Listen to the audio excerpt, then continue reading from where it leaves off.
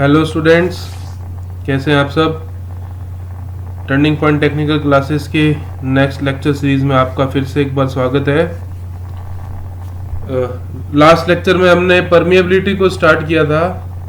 आज इसी चैप्टर को कंप्लीट करते हैं। परमिएबिलिटी का मेजरमेंट कैसे होता है वो पढ़ना है और कैपिलरिटी का थोड़ा सा पोर्शन है वो पढ़ना है। देखिए, उतना ही सॉइल बहुत बड़ा सब्जेक्ट है। हमें सिर्फ वही चीज़ें कवर करनी है जो एग्जाम पॉइंट ऑफ व्यू से इम्पोर्टेंट है। जैसे कई बार कुछ नाम ही आपके लिए काफ़ी है या किसके लिए वो चीज़ें इस्तेमाल की जाती है वही जानना काफ़ी है। डिटेल में जाना बिल्कुल भी अभी के लिए सही नहीं है, तो ऐसी चीज़ों को स्किप करने में फ़ायदा है। तो आज के चैप्टर में भी जो हमारे टेस्ट बताए गए इनमें से जो फील्ड टेस्ट है वो फील्ड टेस्ट के आपको नाम ध्यान रखने हैं और उनके बारे में डिटेल में जब हम इरिगेशन सब्जेक्ट पढ़ेंगे तब वो सॉइल वाटर करके एक चैप्टर आएगा, उसके अंदर इसको डिटेल से हम कवर करेंगे। तो चलिए, लास्ट टाइम जहाँ से छोड़ा था वहीं से शुरू करते हैं। Measurement of permeability in soil, determination of coefficient of permeability. देखिए, परमिएबिलिटी होती क्या है? Rate of flow of water in any soil. पानी की बहने की दर किसी भी सॉइल में से परमिएबिलिटी कहलाती है। ये कौन कौन से फैक्टर्स इसको अफेक्ट करते हैं, कैसे इसका फॉर्मूला आता है, डार्सी लॉ दिया गया, डार्सी लॉ की वैलिडेशन हमने पढ़ी। तो आज हम पढ़ेंगे इसको आइडेंटिफाई कैसे करते हैं। तो परमिएबिलिटी को आइडेंटिफाई करने के बेसिकली दो टेस्ट हैं, एक है लैब टेस्ट, एक है फील्ड टेस्ट।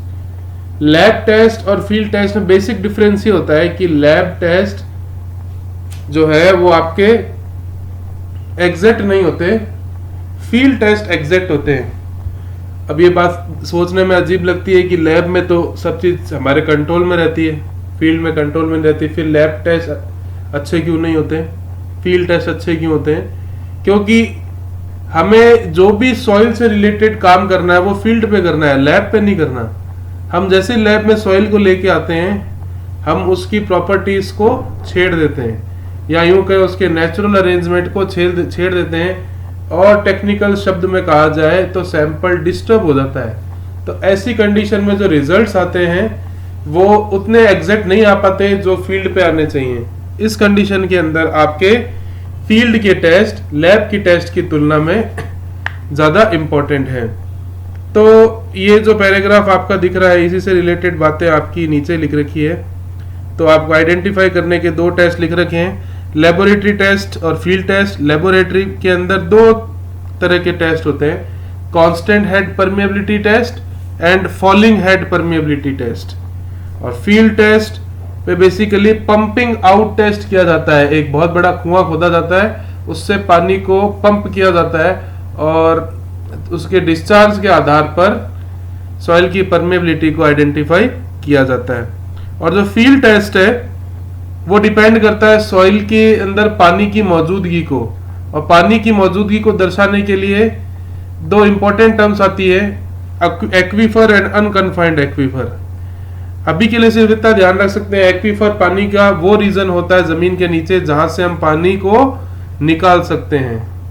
अनकन्फाइंड एक्वीफर यानी किसी प्रकार का उसमें कोई रोक टोक नहीं है, पानी से निकाला जा सकता है। कन्फाइंड एक्वीफर मतलब जमीन के नीचे पानी का स्रोत किसी से गिरा हुआ है, उसको निकालने के लिए आपको किसी प्रकार की ड्रिलिंग करनी पड़ेगी या कोई एक्स्ट्रा मेहनत करनी पड़ेगी। खैर, इन चीजों को हम डिटेल में जब इरिगेशन सब्जेक्ट पढ़ेंगे तब वहां हमारा एक सॉइल वाटर चैप्टर आएगा, उसमें ये चीज डिटेल से आएगी टेस्ट। तो इस टेस्ट को हम वहां पे कवर करेंगे। अभी बात करते हैं लैब टेस्ट की। तो जो सॉइल में परमिएबिलिटी निकालने का लैब टेस्ट है वो दो प्रकार के हैं। Number 1 is constant head permeability test, number 2 is falling head permeability test. Constant head सिर्फ और सिर्फ कोर्स सैंड, ग्रेवल सैंड और मीडियम सैंड के लिए इस्तेमाल किया जाता है। क्ले के लिए ये टेस्ट उपयुक्त नहीं है, क्योंकि क्ले के अंदर पानी का सोर्स बहुत बड़ा होने पे पानी के फ्लो को आप आइडेंटिफाई नहीं कर पाओगे। ऐसा मैं इसलिए कह रहा हूं क्योंकि इस टेस्ट के अंदर एक इंस्ट्रूमेंट होता है परमियोमीटर। परमियोमीटर कुछ नहीं होता, एक सिलेंडर होता है जिसकी कैपेसिटी 1 लीटर की होती है और उसके अंदर सॉइल का सैंपल भरा जाता है। अभी फिगर से आपको समझ में आ जाएगा। उस परमियोमीटर के साथ एक पाइप जुड़ा रहता है और उस पाइप के साथ एक वाटर टैंक अटैच किया रहता है। अब मैंने आपको शुरुआत के लेक्चर में परमेबिलिटी के बारे में बताया था कि सैंडी सॉइल में परमेबिलिटी हमेशा हाई होगी, क्योंकि पानी आसानी से फ्लो करेगा, किसी प्रकार का रिस्ट्रिक्शन नहीं होगा और पार्टिकल्स के बीच इंटरमोलिक्यूलर फोर्स ना होने के कारण, आपस में आकर्षण ना होने के कारण पानी आसानी से एक किनारे से दूसरे किनारे फ्लो कर सकता है। क्ले में इसका उल्टा होता है। क्ले के पार्टिकल्स में इंटर पार्टिकुलर बॉन्ड होने के कारण पानी जल्दी से एंटर नहीं कर पाता क्ले के अंदर, और अगर बाई चांस कर गया तो वो जल्दी से निकल भी नहीं पाता। तो इन समस्याओं को ध्यान में रखते हुए जो कोर्स सैंड थी या सैंडी सॉइल थी उसमें कांस्टेंट हेड टेस्ट दिया गया। जैसा कि मैंने बताया, परमियोमीटर के ऊपर एक वाटर टैंक रख दिया जाता है जिसका हेड हमें पता होता है कि पानी का हेड इनिशियली कितना है। जो सॉइल सैंपल परमियोमीटर में जुड़ा रहता है वाटर टैंक, वो कुछ इस तरीके से दिखता है। आपके सामने फिगर दिख रहा होगा एक स्क्रीन पे। ये आपका कांस्टेंट हेड परमियोमीटर का एक एग्जाम्पल है। ये जो आप देख रहे हैं, जो मैं इसको एरो से रिप्रेजेंट कर रहा हूँ, ये एक सॉइल का सैंपल है जिसकी लेंथ है L, और जो ये ऊपर देख रहे हैं आप, ये वाली, ये है इसकी वाटर टैंक, या यूं कहे ये इसके वाटर टैंक को रिप्रेजेंट कर रहा है। देखिए आप कितना बड़ा है। यहाँ पर एक इसके छोटे छोटे अरेंजमेंट्स को आपको समझाता हूँ। यहाँ से 1 नंबर से वाटर की सप्लाई चल रही है इसके अंदर, 2 नंबर बता रहा है कंट्रोलिंग वॉल को। इसमें 2 पाइप इंसर्ट किए गए हैं। यहाँ पे सॉइल का सैंपल L3 से दिख रखा है और इस पूरे सॉइल सैंपल का एरिया कैपिटल A है, और जो आपका कनेक्टिंग पाइप है इसके अंदर जो हेड डिफरेंस दिख रहे हैं डेल्टा H, ये एक समय के बाद पानी का हेड लॉस को रिप्रेजेंट कर रहा है। ठीक है, तो इसमें बेसिकली होता क्या है, सॉइल के सैंपल को हम लेते हैं जिसकी हमें परमिटिविटी निकालनी है, उस पर ऑप्टिमम मॉइस्चर कंटेंट आप सभी को पता है क्या होता है।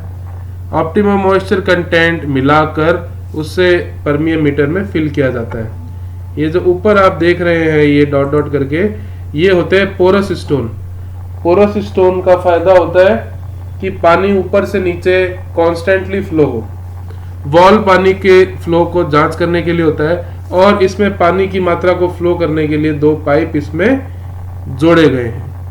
अब होता क्या है, शुरुआत में सॉइल को फुल्ली सैचुरेटेड किया जाता है। फुल्ली सैचुरेटेड करने के बाद ये वॉल बंद करके इसका पहले सैंपल का एरिया कैलकुलेट कर लिया जाता है A, और इसका जो लेंथ है L हमें पता होती है, वो हम कैलकुलेट कर लेते हैं। ठीक है, उसके बाद टेस्ट को किसी टाइम T पर स्टार्ट किया जाता है, किसी टाइम T पर स्टार्ट किया जाता है, और शुरुआत में ये टाइम 0 सेकंड ही होता है, और उस पे हमारा हेड होता है H1। ठीक है, जैसे इस हेड को खोला जाता है, वॉल को खोला जाता है, मान लीजिए हमने उस वॉल को वापस किसी टाइम T2 के बाद बंद कर दिया, और इस टाइम हेड की वैल्यू हो गई डेल्टा H2। ये आपको जो 2 अलग पाइप दिख रहे हैं, इसमें ये आपको गैप दिख रहा होगा, मैं एरो से समझा देता हूँ आपको। ये छोटा सा डिफरेंस आपको दिख रहा होगा, ये एरो इसी को समझा रहा है, हेड के लॉस को। ठीक है, तो जैसे इस हेड के लॉस को रिप्रेजेंट करते हैं, तो डार्सी के लॉ को अप्लाई करने के लिए हमने डार्सी का फॉर्मूला पढ़ा था, Q = KIA। ठीक है, और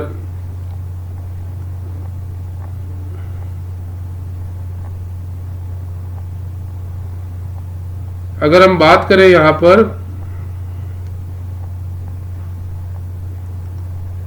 डिस्चार्ज की, तो डिस्चार्ज के लिए हाइड्रोलिक ग्रेडियंट आपका रहेगा डेल्टा एच अपॉन एन। माना H1 माइनस H2 करे तो हेड लॉस आया आपका डेल्टा एच, और उस दौरान जो पानी का डिफरेंस है डेल्टा एल आपकी स्क्रीन पे दिख रहा है, तो हेड लॉस आपका पूरा रहा सॉइल सैंपल में गुजरने के बाद delta H upon L.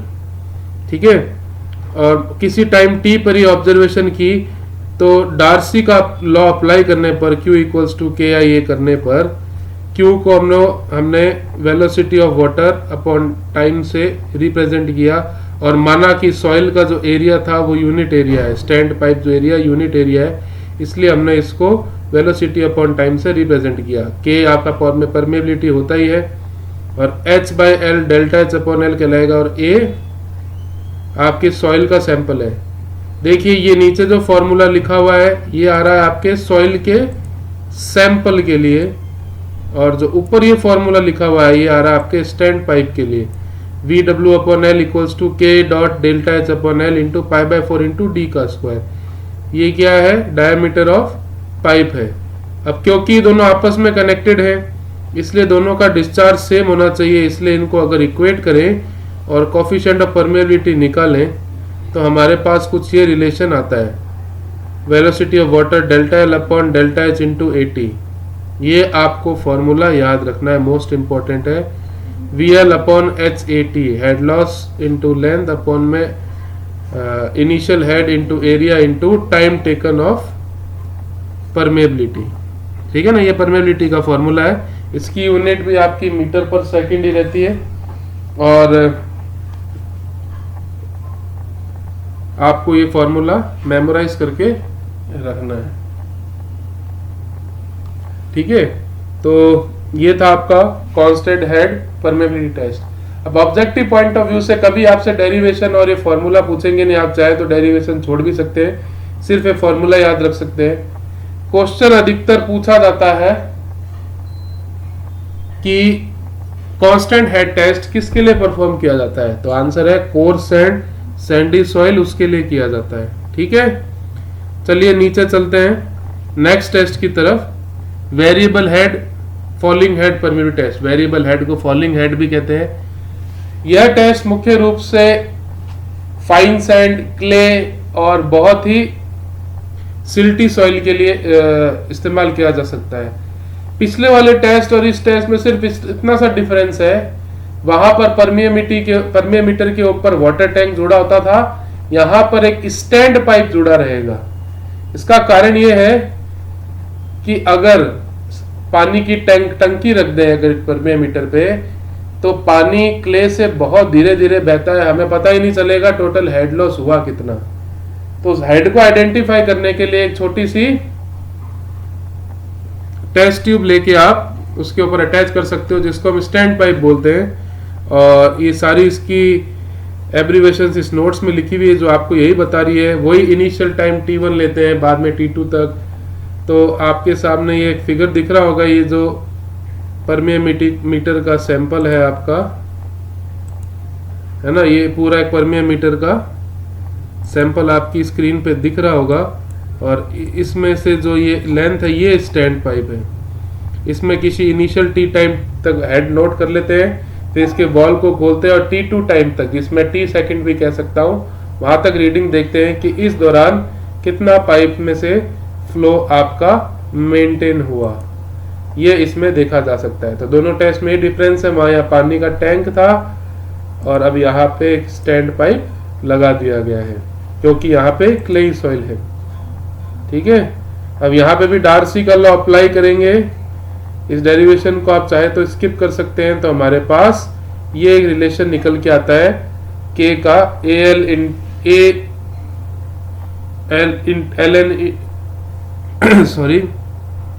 Area into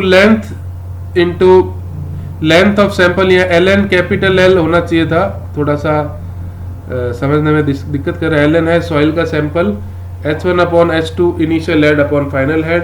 area total area को रिप्रेजेंट कर रहा है, T2 minus T1 total time को रिप्रेजेंट कर रहा है। इंपॉर्टेंट चीज ये है, क्वेश्चन ये पूछा जाता है कि जो भी आपका ये टेस्ट है ये किस तरह की सॉइल के लिए किया जा सकता है। तो मैंने आपको बता दिया, ये नाम ही ध्यान रखने हैं, ऑब्जेक्टिव पॉइंट ऑफ व्यू से आप फॉर्मूले याद रखें तो बहुत अच्छा है, नहीं रखें तो भी कोई दिक्कत नहीं है। तो ज़्यादातर यही पूछा जाता है, तो हमें ध्यान रखना है कांस्टेंट हेड टेस्ट हमेशा नॉन कोहेसिव सॉइल के लिए किया जाएगा और फॉलिंग हेड परमेबिलिटी टेस्ट हमेशा क्लेई सॉइल या फाइन सैंड्स के लिए किया जाएगा। इसी के साथ हमारा एक नेक्स्ट छोटा सा टॉपिक इसी चैप्टर का बच जाता है, कैपिलैरिटी का। एक चीज मेंशन करना चाहूंगा, ऊपर के जो डेरिवेशन है अभी आप स्किप कर सकते हैं, डेरिवेशन जिनकी इच्छा है वो करें, मैंने आपको करके दे दिया है, लेकिन अभी सिर्फ आप फॉर्मूले याद कर ले क्या होते हैं, वही आपके लिए सफिशिएंट है। और इनसे रिलेटेड कभी कोई छोटा सा क्वेश्चन पूछ लिया जाए, फॉलिंग हेड से पूछा जाना मुश्किल है। ज्यादातर ये फॉर्मूला फील्ड टेस्ट के लिए मॉडिफाइड किया जाता है, जो हम इरिगेशन में पढ़ेंगे, उसके क्वेश्चन जरूर पूछे जा सकते हैं, वो भी ईएस और गेट पॉइंट ऑफ व्यू से। अभी के केस में ये पॉसिबल नहीं है, तो आप चाहें तो इन फॉर्मूलों को मेमोराइज कर ले, मैं तो कहूंगा मेमोराइज कर ले, याद कर ले, लेकिन अगर आप भूल भी जाते हैं तो कोई दिक्कत वाली बात नहीं है। कैपिलैरिटी बहुत इंपॉर्टेंट, इससे बहुत छोटे छोटे क्वेश्चन आ सकते हैं ऑब्जेक्टिव में। बहुत बार ऐसा होता है कि हम ऐसे टॉपिक को छोड़ जाते हैं जिससे ऑब्जेक्टिव पूछ लिया जाता है कई बार, वो उन्हीं टॉपिक में से एक है कैपिलैरिटी। कैपिलैरिटी केशिकात्व को बोलते हैं। केशिकात्व का मतलब कोई भी ऐसा पोरस मटेरियल जिसमें फ्रिंजेस हो या वॉइड्स हो या छोटी छोटी अवनालिकाएं हो, उसे किसी लिक्विड के अंदर ड्रॉप करेंगे तो उन नालियों में बनने वाले नेगेटिव प्रेशर के कारण या सरफेस टेंशन के कारण उस लिक्विड का ऊपर राइज करना कैपिलैरिटी को रिप्रेजेंट करता है। ठीक है, तो it occurs due to cohesion and adhesion. दिखती सी बात है, हमने पहले भी एफएम में भी पढ़ा है, नहीं तो आपने पढ़ा होगा, आगे पढ़ेंगे। कैपिलैरिटी बेसिकली कोहेजन और एडिशन की एक प्रॉपर्टी है। इसमें सरफेस टेंशन बहुत इंपॉर्टेंट रोल करता है। सरफेस टेंशन किस तरह से रोल करता है ये आपकी एफएम में आया ही होगा या आप आगे आने वाले सब्जेक्ट में पढ़ेंगे। तो सरफेस टेंशन को सिग्मा से रिप्रेजेंट किया जाता है और किसी पाइप में हाइट ऑफ राइज को आइडेंटिफाई करने के लिए ये जो आपकी स्क्रीन पे फॉर्मूला जिसे मैं ब्लॉक में कर रहा हूं, ये इस्तेमाल किया जाता है। यहाँ पे 4 कांस्टेंट है। सिग्मा सरफेस टेंशन को रिप्रेजेंट करता है। कॉस थीटा में जो थीटा है उसकी वैल्यू पानी के लिए 0 डिग्री रहती है। ये angle of contact with meniscus को से ज्ञात किया जाता है, पानी के लिए इसकी वैल्यू 0 रहती है। Gamma W unit weight of water, D diameter of pipe या फिर छोटी छोटी अवनालिकाओं का जो डायमीटर है उसको रिप्रेजेंट करता है। हमारे सॉइल के केस में ये फॉर्मूला थोड़ा सा मॉडिफाइड हो जाता है। अगर डायमीटर ऑफ पोर का रिलेशन निकाला जाए वॉइड रेशियो के रेस्पेक्ट में, तो एक बहुत इंपॉर्टेंट रिलेशन आपको याद रखना है, ये बहुत काम का है। Diameter of pore in terms of soil equals to void ratio की power 1/3 into diameter of soil. Diameter soil को ई की या under cube root of E से मल्टीप्लाई कर दे तो वो कैपिलरी राइज वाली ट्यूब के डायमीटर को रिप्रेजेंट करेगी। और इसके लिए आपकी स्क्रीन पे जो फॉर्मूला दिख रहा है HC इक्वल्स टू 0.3/d4, इससे भी आप हाइट ऑफ कैपिलरी को आइडेंटिफाई कर सकते हैं। d4 का फॉर्मूला नेक्स्ट ब्रैकेट में लिखा गया है। इसी को एडवांसमेंट में 2 साइंटिस्ट थे, तेरजागी और पैक, उन्होंने एक नया रिलेशन दिया कैपिलरी राइज को समझाने के लिए। ये फॉर्मूला भी आपको ध्यान रखना है। ये formula in terms of effective grain size पे निर्भर करता है। इफेक्टिव ग्रेन साइज जिसको हम D10 से रिप्रेजेंट करते हैं, पिछले चैप्टर में हमने पढ़ा था इसको। ये जो D10 है ये इफेक्टिव साइज ऑफ ग्रेन कहलाता है। और ये क्या होता है आप सबको मालूम ही है, सॉइल का वो साइज जिससे गुजरने वाले जो कि 10% D10 वो साइज को रिप्रेजेंट करता है जो परसेंटेज फाइनर से 10% से अधिक सॉइल पार्टिकल को पास कर दे। यहाँ पर एक C एक कांस्टेंट है जिसकी वैल्यू 10 mm² से 50 mm² तक रहती है। E वॉइड रेशियो है, D10 मैंने आपको बता ही दिया mm में रहता है। उन्होंने एक और फॉर्मूला दिया HC इक्वल्स टू 10 इंटू 10 की पावर फैक्टर।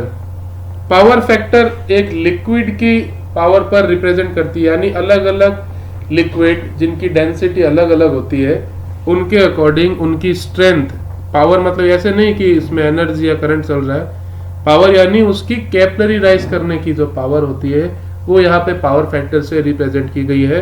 तो सीधे आप इससे कैलकुलेट कर सकते हैं। ज़्यादातर पानी का पावर फैक्टर 0 ही रहता है, तो इसको आप HC की वैल्यू 10 की पावर 1 भी लिख सकते हैं, और ऐसी कंडीशन में HC की वैल्यू सीधी सीधी 1 सेंटीमीटर आ जाती है। या आप किसी भी लिक्विड के पावर फैक्टर को कैपिलरी हाइट पता होने के बाद कैलकुलेट इससे कर सकते हैं। अब जो ये नीचे हैं ये बहुत इंपॉर्टेंट टॉपिक है, ये इससे छोटे छोटे क्वेश्चंस कई बार एग्जाम में पूछ लिए जाते हैं। क्वेश्चन ऐसे आता है कि किस तरह की सॉइल में कैपिलरी राइज मैक्सिमम होता है। 4 ऑप्शन होते हैं, clay, colloid, sand and silt. तो आंसर कोलॉइड्स होते हैं। कोलॉइड एक ऐसी सॉइल होती है जो हम नेक्ड आई से देख ही नहीं सकते, इतनी बारीक होती है, और जिसका पार्टिकल साइज 2 माइक्रोन से भी बेहद कम होता है, यानी क्ले के साइज से भी बहुत छोटा। तो कोलोइडल सॉइल के लिए कैपिलरी राइज हाईएस्ट होता है, और इसकी वैल्यू लगभग 30 मीटर के आसपास रह सकती है।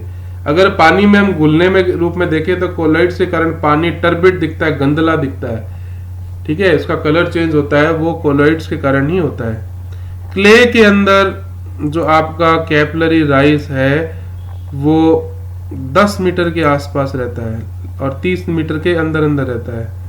इसी तरह सिल्ट के अंदर जो आपका कैपिलरी राइज है वो 1 मीटर से ज्यादा रहता है, लेकिन 10 मीटर से कम रहता है।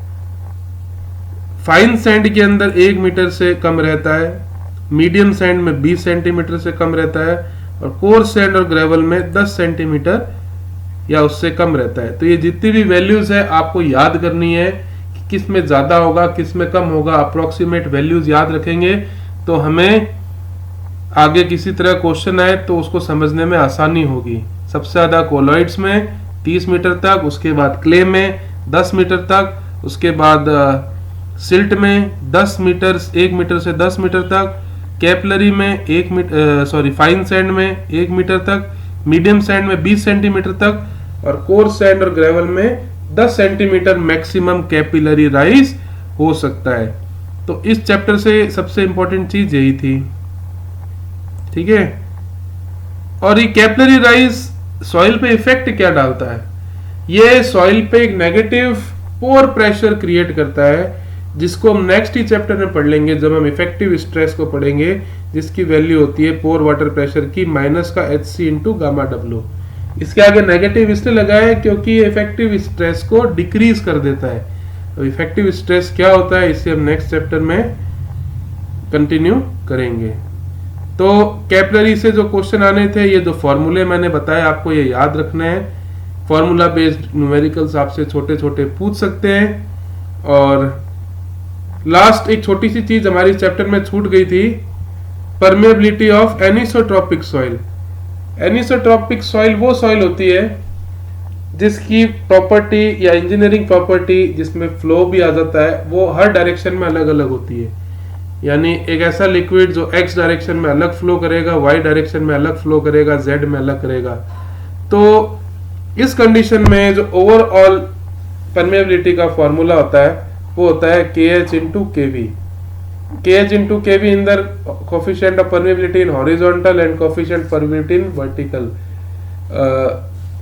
इसका आप सीधा सा एग्जांपल देख सकते हैं, शहद का ले सकते हैं। अगर शहद को हॉरिजॉन्टली फ्लो करे तो वो धीरे चलेगा, वर्टिकली तेज करेगा। तो ऐसी कंडीशन में 2 डायमेंशनल एनिसोट्रॉपिक की कैटेगरी में हम उसको रख सकते हैं। और इसकी इक्विवेलेंट परमेबिलिटी निकालनी हो तो इसका फॉर्मूला आपकी स्क्रीन पे दिख रहा है, under root KH into KV। तो ये दोस्तों आपकी परमेबिलिटी का एक चैप्टर था, काफी इंपॉर्टेंट हिस्सा, जिसको आज हमने कंप्लीट कर दिया। नेक्स्ट चैप्टर का वीडियो आपकी कल ही आ जाएगा। नेक्स्ट चैप्टर में हम पढ़ेंगे इफेक्टिव स्ट्रेस। छोटा सा टॉपिक है, छोटा सा चैप्टर है, लेकिन बहुत इंपॉर्टेंट, क्योंकि इससे न्यूमेरिकल्स आ सकते हैं। थ्योरी बहुत नाम मात्र की है, सिर्फ कंसेप्ट है, और उसके न्यूमेरिकल छोटे मोटे आपके ऑब्जेक्टिव में भी पूछे जा सकते हैं। और इफेक्टिव स्ट्रेस को समझने के लिए उसके न्यूमेरिकल को सॉल्व करने के लिए आप लोगों को फर्स्ट चैप्टर में जो इंटर रिलेशनशिप बताए थे सारी प्रॉपर्टीज के बीच में, वो अच्छे से याद होने चाहिए, क्योंकि उनके बिना आप अलग अलग टाइप की सॉइल के यूनिट वेट कैलकुलेट ही नहीं कर पाएंगे। तो मेरी रिक्वेस्ट है कल के चैप्टर से पहले थोड़ा सा रिवीजन मार लें उन फॉर्मूलों का, ताकि हमें एक आधा न्यूमेरिकल में आपको इसमें स्क्रीन पे दिखाऊंगा भी कि किस तरीके से सॉल्व किया जाता है, क्या इफेक्टिव स्ट्रेस का फॉर्मूला होता है, कैसे क्वेश्चंस आते हैं, जिससे आपको एक बेटर अंडरस्टैंडिंग क्रिएट होगी। होपफुली आप लोग वीडियो देख रहे होंगे। ये छोटा सा अनाउंसमेंट ये है कि 1-2 चैप्टर के बाद एक ऑब्जेक्टिव मैं आप लोगों को शीट दूंगा, पहले आप लोग उसको ट्राई करेंगे, 3 दिन का टाइम दूंगा। आफ्टर दैट मैं एक ऑनलाइन क्लास इसी तरह का वीडियो बना के उसके सॉल्यूशन का एक वीडियो आपके चैनल पे अपलोड कर दूंगा, ठीक है। और आज 9 लेक्चर हो गए हैं, मोस्ट प्रोबेबली 17 या 18 लेक्चर में आपकी सॉइल इंजीनियरिंग कंप्लीट हो जाएगी। बस मैं अंत में आपसे ये रिक्वेस्ट कर सकता हूँ, वीडियोस देखिए, नोट्स बनाइए, इनको मेमोराइज कीजिए, और जो शिव सर भी पढ़ा रहे हैं सोम को, उसको भी अच्छे से पढ़िए और अपनी स्टडीज को कंटिन्यू कीजिए। हमारा ये टारगेट है कि एटलीस्ट अगस्त तक हम 4-5 सब्जेक्ट हमारे थ्योरी के और टेक्निकल के कंप्लीट करवा दें, ताकि हमें जीके को पढ़ने के लिए अधिक से अधिक समय दिया जाए, और साथ ही साथ हम टेक्निकल के जो टेस्ट है या ऑब्जेक्टिव क्वेश्चंस है उन पे ज़्यादा कंसंट्रेट किया जाए। तो थ्योरी पोर्शन हम पूरी कोशिश कर रहे हैं आपको ऑनलाइन माध्यम से अगस्त के एंड तक कंप्लीट करवा दे। 1-2 सब्जेक्ट हमारे बच सकते हैं, सारे नहीं हो पाएंगे, 1-2 सब्जेक्ट बच सकते हैं। और साथ ही साथ अगस्त के बाद आपकी प्रॉपर ऑब्जेक्टिव की क्लासेस चालू रहेंगी, चाहे वो गूगल क्लासरूम से हो, चाहे वो इस YouTube चैनल के थ्रू हो, जो आपके काफ़ी बेनिफिशियल रहेगी। तो आज के लिए बस इतना ही, अगली क्लास में कल मिलते हैं। Thank you.